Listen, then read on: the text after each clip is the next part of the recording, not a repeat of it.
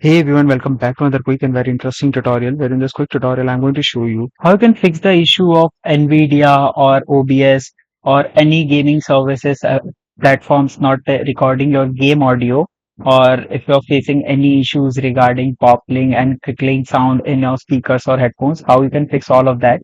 Now, in order to fix that, all you need to do is to just simply in the start menu search for change system sounds, then hit enter. Here you need to go to this section that says playback, then select your playback device. For example, if I select my speaker, then click on properties. Here in the properties, go to advanced, or you'll see the option of enhancement tab. Under this tab, you need to just simply uncheck this option that says signal enhancements. Once you uncheck it, that says enable audio enhancements, hit apply, then hit OK. Once you do this process, now when you restart your system and when you try to record the game audio using OBS, NVIDIA, or anything, you will notice that your problem will definitely get solved.